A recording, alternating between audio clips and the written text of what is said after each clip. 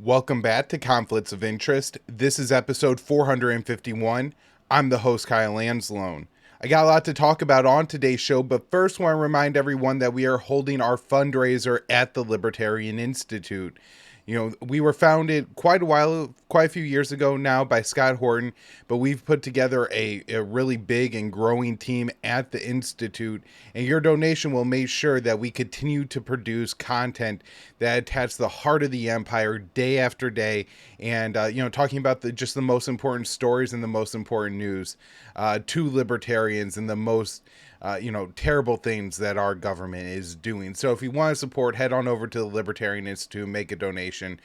We really appreciate it, and we got some great kit bats lined up for everyone. That's the libertarianinstitute.org/donate. And of course, almost all the work I do is through the Institute. This show, the news articles that I write every day, and then, some other new stuff that I do kind of on the back end of the site. Really important stuff I think that we are doing at the Institute. And again, if you head on over to libertarianinstitute.org/donate, you can help us to continue to do that in the future. All right, let's get in the news today. And the first story I have here, unfortunately for the people watching, I can't display for y'all, but Victoria Nuland is getting a promotion, and there's an article by Connor Eccles at the Quincy Institute for Responsible Statecraft on this that is just excellent. So Connor writes, in a little remarked move, the Biden administration announced Monday that Victoria Nuland will take over as acting second in command at the State Department. She replaces Wendy Sherman, who plans to retire at the end of this week. Nuland's appointment will be a boon for Russia hawks who want to turn up the heat on the Kremlin.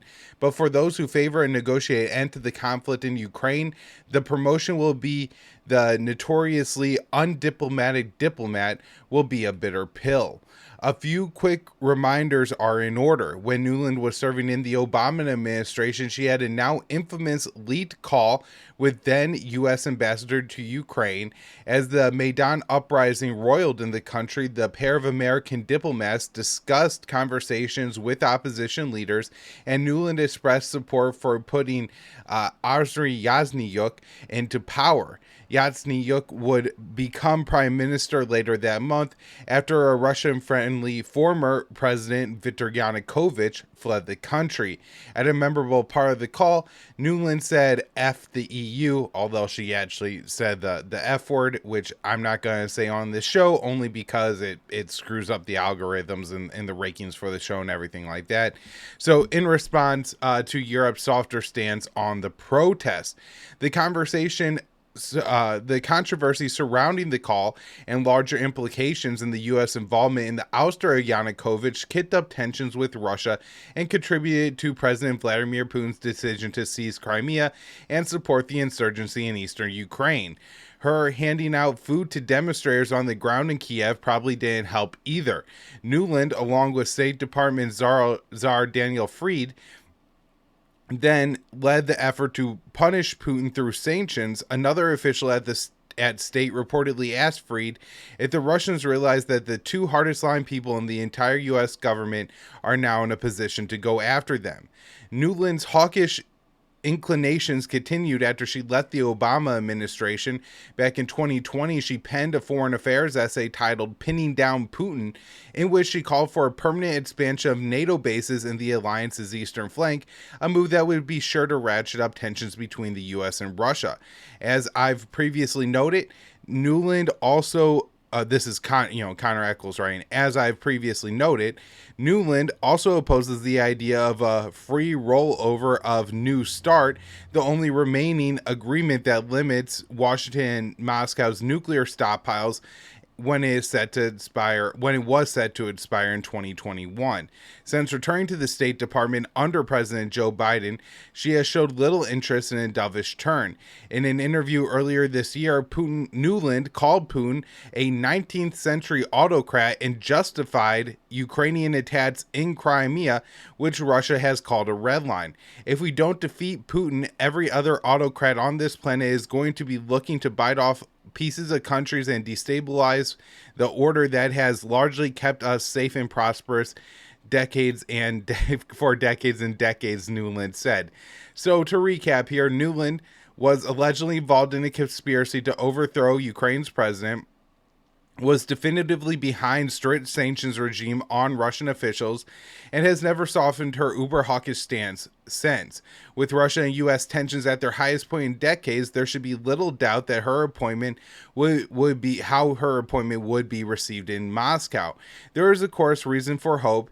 In the statement announcing Sherman's retirement, the Biden administration did not give a clear indication of whether Nuland would be formally nominated as Department Secretary of State. Biden has asked Nuland to serve as acting deputy secretary until our next deputy secretary is confirmed. The statement said this leaves some reason to believe that there is internal opposition or that the administration has someone else in mind. I guess the only thing that I see as an issue here is things aren't happening very quickly in Congress right now. And so even if she is only acting, I think she could act for maybe the rest of Biden's first term.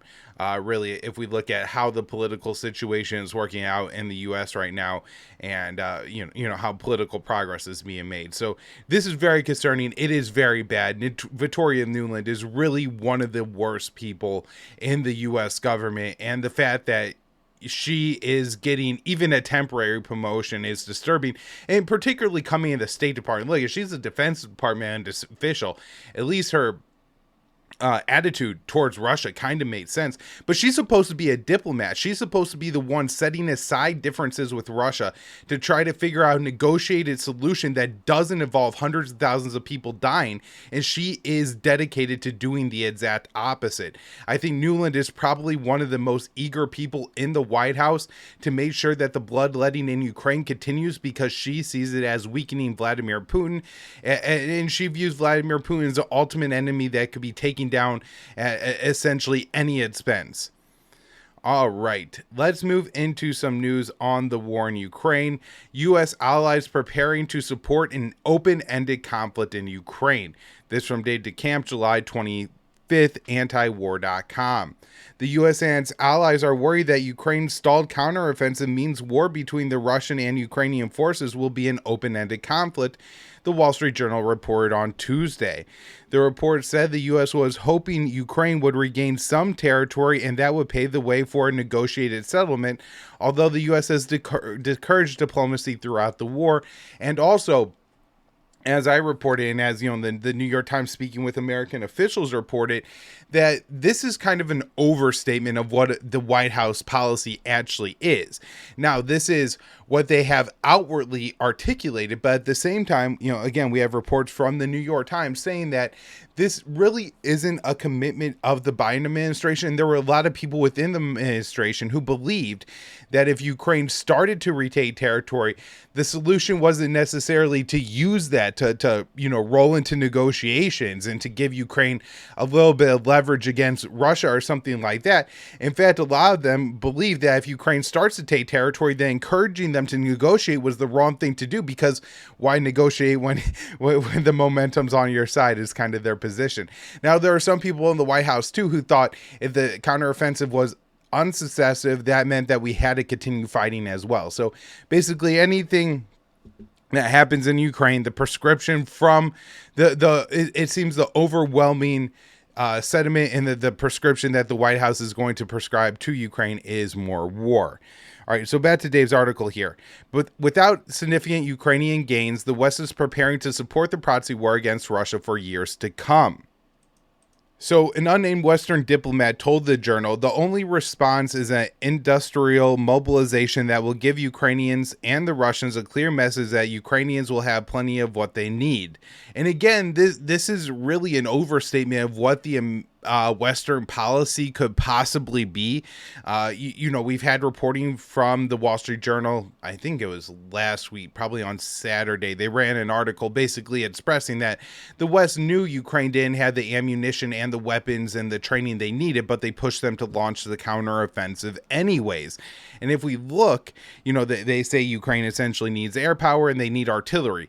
Well, we know the artillery problem won't be solved for years probably down the line at this point.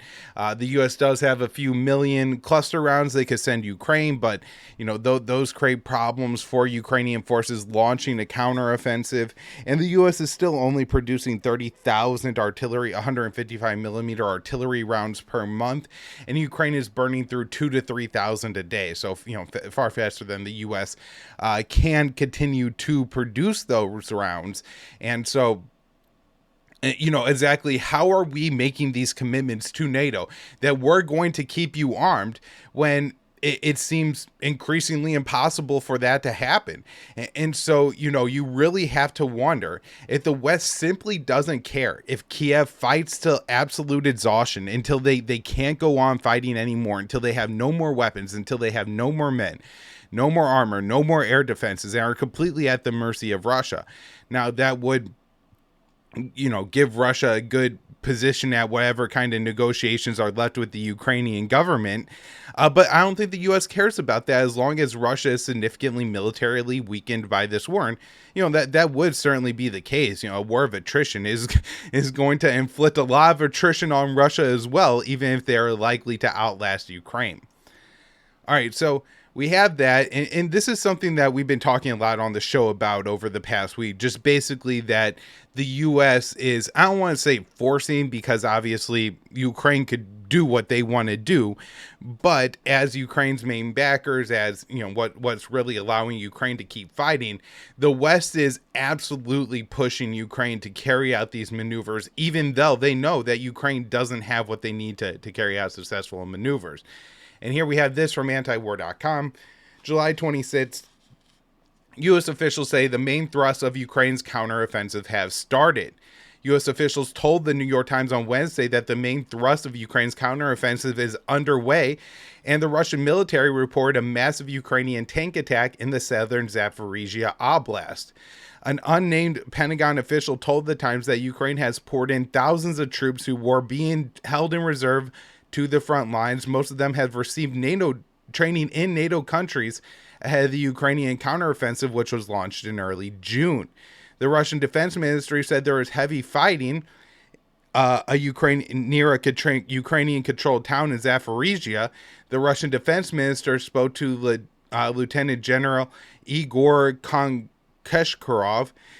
All of the Ukrainian army attacks were repelled by our courageous and professional actions, he said.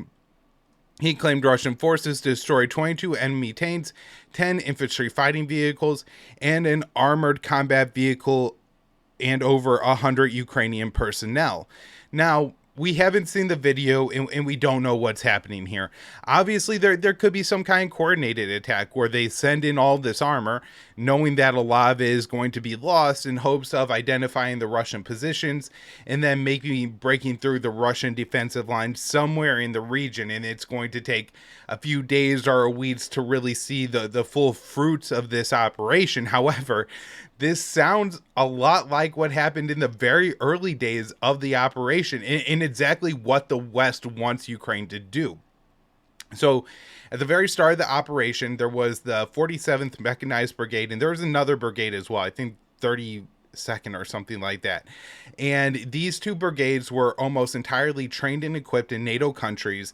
And as the counteroffensive started, Ukraine sent them in the south into the Russian positions, using the tactics that the U.S. wants Ukraine to use, these like kind of multi-layered tactics where they're firing less artillery, they're carrying out significant operations with a lot of forces, lots of tanks, lots of infantry, all these different kind of different equipment that the West is giving Ukraine, and they're supposed to conduct these extremely complex operations with this equipment. Now, again, when this happened early in the war, the armor, the personnel, they just got ripped apart. This did not go well for Ukraine. And so Ukraine, according to American officials, and we'll get into this a little bit more in a second here, started conducting different types of operations. And that really frustrated the American and Western officials, probably over the past few weeks. They've really, maybe even a month now, probably, that Ukraine's been carrying out these kind of tactics. And so they've been pushing them to return to the Western trained tactics. And that's what this seems like. And it seems like another slaughter.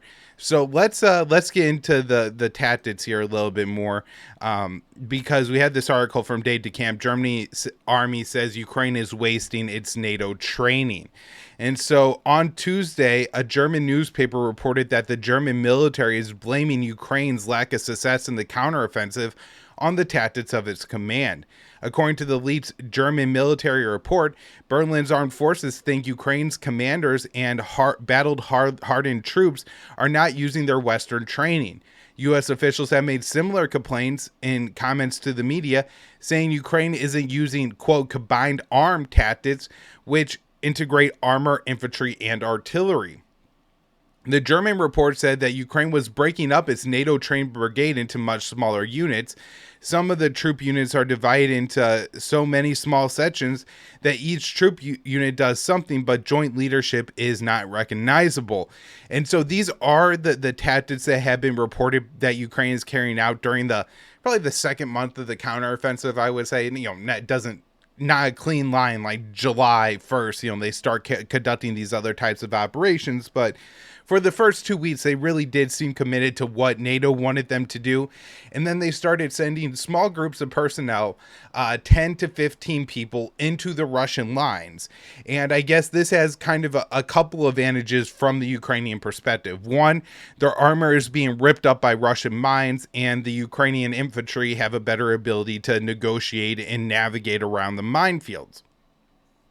I guess, too, if they do that, then they could penetrate the Russian defenses, the trenches, to some degree, and Russia may respond by carrying out artillery strikes and stuff like this, and firing on the Ukrainian, soldiers, and that would give away their positions, and then Ukraine could launch artillery barrages at those positions. And, one problem that the West has with this, I think, is basically they don't want Ukraine doing anything that relies heavily on artillery because it's simply is in such short supply in the West. So I think that's probably the West's main issue with these tactics that Ukraine is using here. The other one being that just any kind of progress this way seems like it will be extremely slow. If you're taking trench at a time, we're talking about meters. It is been the judge of success of Ukraine's counteroffensive. Just a few feet, a few yards every day is the territory there. We're not even talking miles anymore, much less cities. So back to Dave's article here. While criticizing Ukraine's tactics, Western officials have also announced that Ukraine does not have enough equipment and training to dislodge Russian troops, which is crazy because we keep having all these American officials come in front of the people and saying that we're giving Ukraine everything they need to be effective. And so this is crazy. Now, we also have this story here. Zelensky says Ukrainian offensive was delayed due to lack of weapons. And when these statements were coming out in the spring, there was a lot of, especially among the American people that aren't supportive of this war, I think very fair criticism of Zelensky, right? Because this guy has gotten tens of billions of dollars in American weapons over the past year and has just said more. And, to me, that that's just ridiculous. Be grateful that we're giving you the weapons we're giving you. Shut your mouth and stop asking for more. At the same time, we do know that the West is pushing Ukraine to carry out these offensives, and that the West's real goal really isn't the preservation of Ukraine, but the destruction of the Russian military. And so now, knowing what we know from statements from Western officials where they straight up admit that Ukraine doesn't have all the weapons that they need, it seems that Zelensky's complaints may have been fairly accurate at the time. So Zelensky said this to CNN's Fareed Zakaria. We did have plans to start in the spring, but we didn't because, frankly, we didn't have enough munitions and armaments and not enough brigades properly trained in these weapons. Still more that training missions were held outside of Ukraine. And Dave writes here, during the lead up to the counteroffensive, which was launched in early June, Ukrainian troops were being trained inside NATO countries. Zelensky said the delay allowed Russia to lay more minefields, which Ukrainian forces have struggled to get through. And because we started a little bit later, it can be said, and it will be shared truth, understood by all experts, that it provided Russia with time to mine all of our land and build several lines of defense. And again, there's some truth in this too, because we've been talking about this counteroffensive on the show since, I mean, really since the fall, right? That people have generally known that Ukraine was going to launch another counteroffensive, and with the weather conditions in Ukraine, that would probably happen at some time in the spring when the ground became dry.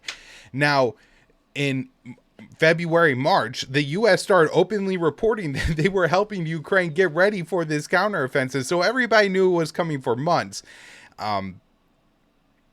Yeah, so this is some interesting background on kind of the politics behind the counteroffensive and what it reveals truly about the Western policy for Ukraine. All right, next up here, U.S. announces $400 million arms package for Ukraine.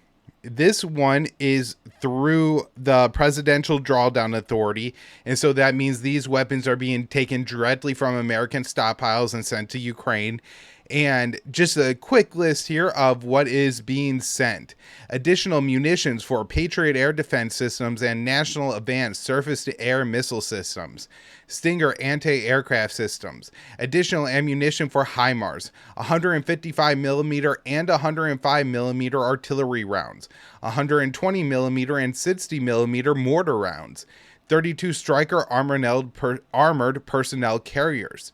2 launched optically tracked, wire-guided, these are TOW missiles, they're anti-tank missiles, Javelin and other anti-missile systems, Hornet unmanned aerial systems, Hydra 70 aircraft rockets, tactical air navigation systems, demolition munitions for obstacle clearing, over 28 million rounds of small arms and grenades, night vision devices and thermal imagery, spare parts, munition, and field equipment.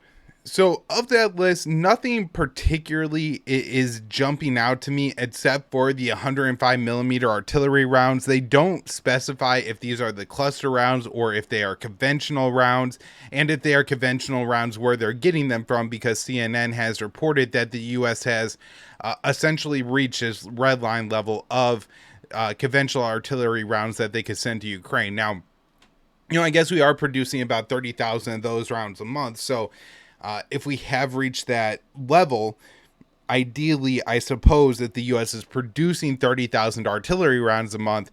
They could either send those rounds or, put those rounds in American stockpiles and then take 30,000 rounds, older rounds from stockpiles and give them to Ukraine or something like that. So, that's interesting. And then one more interesting thing about that weapons package is this: U.S. holding off on giving Ukraine longer range missiles.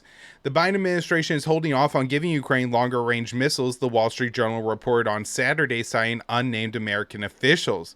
Other media reports said that the administration was moving closer to arming Ukraine with Army tactical missile systems. These are known as ATACMS, which have a range of up to 190 miles.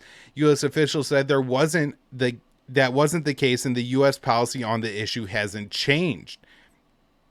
So this is a little bit of good news, especially as Ukraine's military intelligence is saying that drone attacks on Moscow will increase in scale. So if Ukraine is determined to attack Russia more, giving Ukraine longer range weapons is going to feed right into that. And so it's great that the Biden administration is still resisting sending the ATACMS missiles. Back to this article, though. After 2 drones targeted Moscow early Monday, a Ukrainian military intelligence spokesperson warned such attacks on the Russian capital city will increase in scale in a rare Ukrainian admission of responsibility for the attacks inside Ukraine. A spokesperson told the Kiev Post the strikes on the key facility of Russia's security sector located in Moscow testified to the fact that the Putin regime is unable to fully control the skies, even for the protection of the most important facilities. Obviously, this situation will continue and increase in scale. Russian authorities said the drones were down with electronic warfare systems, but maybe one struck a business center in Moscow, shattering the high-rise building's windows. Moscow Mayor Sergei Sobyanin said that there were no casualties in the attack. Russian Foreign Ministry spokeswoman called the drone attack an act of international terrorism. And my guess is that Russia definitely views all these attacks as kind of Western supported, but Ukraine couldn't do it without the West. And even if that wasn't true, and I think that it is true, but even if that wasn't true, I'm sure what Russia believes and assesses of this situation at this point. All right, next up, we get to one of my articles here. NATO to increase air patrols in the Black Sea with an eye on Russia. The North Atlantic Alliance will step up its aerial surveillance of Russian military activity in the Black Sea as tensions in the region are on the rise.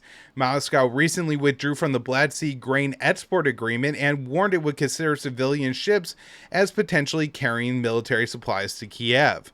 On Tuesday, at a meeting of the NATO-Ukraine Council, Alliance head Jens Stoltenberg announced the increase in Black Sea operations. He said Russia's actions also pose substantial risks to the stability of the Black Sea region, which is of strategic importance to NATO. Allies are stepping up support to Ukraine, which will increase our vigilance. We remain ready to defend every inch of Allied territory from aggression. In a press release, NATO explained the increased vigilance will come in the form of spy plane and drone flights. NATO and allies are stepping up its surveillance and reconnaissance in the Black Sea region, which include maritime patrol aircraft and drones. Stoltenberg went on to attack the Kremlin for withdrawing from the grain agreement. Russia bears responsibility for its dangerous escalatory actions in the Black Sea region. He continued, Russia must stop weaponizing hunger and threatening the world's most vulnerable people with food insecurity. On July 17th, Moscow announced it would suspend its participation in the Black Sea Agreement. The Kremlin maintains not enough was being done to allow Russia to export its agricultural products that were being choked by Western sanctions. Moscow will return to the deal if it is fully implemented. Additionally, the Kremlin has complained that most exports are going to Europe and China, while the agreement aimed to ensure countries in Africa would have access to food. According to the World Food Program, only 12% of the exports have gone to African nations. Moscow says it will provide Africa with direct food aid. After Russia withdrew from the grain deal, the Defense Ministry issued a warning to ships operating in the Black Sea region. Given the Black Sea Initiative has come to an end and the humanitarian corridor has been terminated, all ships going across the Black Sea to Ukrainian ports will be considered potential carriers of military purpose cargo. I have not seen Russia interfere with any civilian ships yet. Maybe that's going to come, but certainly something I am keeping my eye on. The increase in NATO military aircraft above the Black Sea could lead to confrontations with Russian aircraft. In March, a Russian fighter jet downed an American drone by dumping fuel on the unmanned aircraft. Over the weekend, the White House claims a Russian jet hit the propeller of American drone with a flare in Syria. An American official said a Russian pilot repeated the maneuver on Wednesday. The Kremlin said the drone nearly caused a mid-air collision with the fighter jet. And, just so everybody knows, we're actually putting out a bonus show this week, so we will have another show with Connor Freeman coming out on Friday. And, we'll talk about Middle East stuff then. And I have been covering pretty extensively the tensions between the U.S. and Russia in the skies above Syria for the Libertarian Institute. So you head on over to the Institute and read all my articles, or make sure you're subscribed to the show, because on the next episode, I will be discussing probably a week of pretty heavy military confrontations between Russia and the U.S. in the skies above Syria with all these articles that I've been writing. All right, this one from Dave DeCamp. Ukrainiansbu takes credit for last year's Crimean Bridge bombing. And no surprise here to anybody who listens to this show. We knew that this was the case, that Ukraine was behind it. And this is, I think, a pretty clear indication that Ukraine is, trying to, on the low key, take responsibility for the current attacks as well. Next up, we have this article by Connor Freeman. Biden orders admin to share evidence of alleged Russian war crimes with the ICC. President Joe Biden has ordered his administration to begin sharing evidence of Russian war crimes committed in Ukraine with the International Criminal Court, that's the ICC, a U.S. official said on Wednesday. According to the New York Times, the White House will begin notifying lawmakers of this policy change on Tuesday. In contrast to the National Security Council and the State Department, the Pentagon has long opposed cooperation with the ICC. After the ICC issued an arrest warrant for Russian President Vladimir Putin in March, the Defense Department blocked Washington from sharing information with the court. The military intervened over concerns that doing so might set a precedent, allowing U.S. troops to be prosecuted for similar actions. Lawmakers in both parties have sharply criticized the DoD for making this decision. During the Donald Trump administration, the U.S. sanctioned ICC officials for attempting to investigate American war crimes in Afghanistan and also Israeli war crimes against the Palestinian people. Biden lifted those sanctions but denounced the court for investigating both U.S. war crimes and in Afghanistan and the Israeli apartheid regime. Reports suggest that the reason for the about face is that Biden has taken a side in the debate, siding with those who favor in working with the ICC. A U.S. official speaking with The Guardian said, "I can confirm the U.S. will share evidence with the ICC." A National Security Council spokesperson elaborated that since Putin launched the invasion last year, Biden has been clear there needs to be accountability for the perpetrators and enablers of war crimes and atrocities in Ukraine. The spokesperson continued, regarding the ICC specifically, we're not going to discuss the specifics of any cooperation, which is consistent with the court's practice of treating all requests for cooperation in a confidential manner.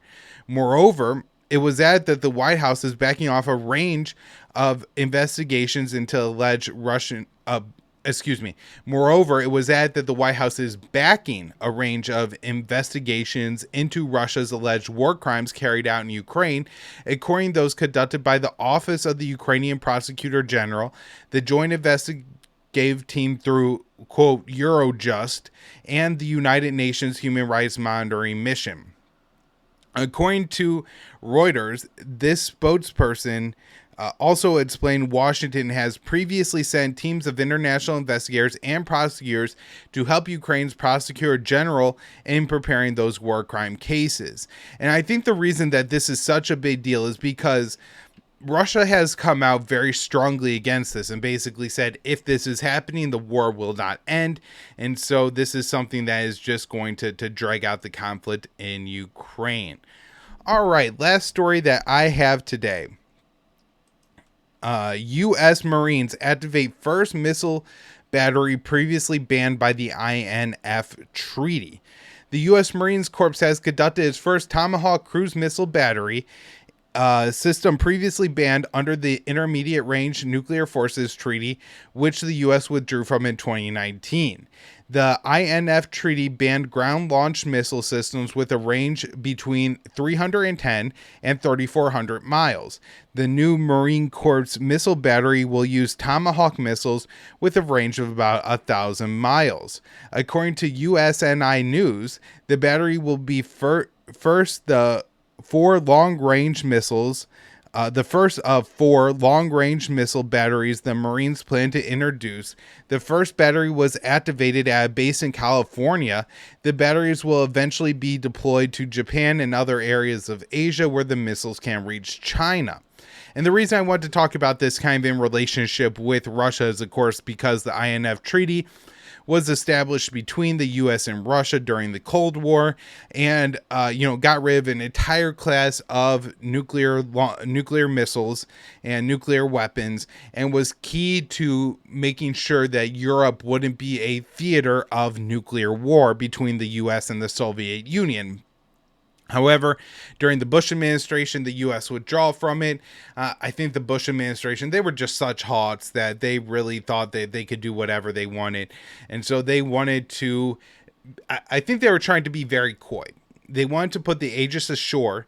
This is a air defense system in Romania and Poland, saying that they needed it to prevent Europe from missile attacks from Iran, even though, Iran's not going to hit Europe with a missile. This is absurd, right? But at the same time, what they're able to do with this Aegis Ashore system is they're able to put Tomahawk missiles in the same launchers that the Aegis interceptors use. And so this would give the U.S. the ability to put nuclear-tipped Tomahawk cruise missiles in Eastern Europe with these Aegis launchers. And that was the reason I think the Bush administration withdrew from the agreement. And so that, that's why this is so important. And of course, the more the U.S. deploys this, even to the Asia Pacific, the more we're going to see responses from North Korea even, but particularly China and maybe even Russia too. All right, everybody, thank you so much for tuning into the show today. As I said, there will be one extra show this week, so I'll have one more coming out tomorrow morning with co-host Connor Freeman, and we are doing our fundraiser at the Libertarian Institute, so if you got a couple extra bucks, head on over to the website and make a donation. We really appreciate it, and get yourself some great kit bets. Thanks, everyone.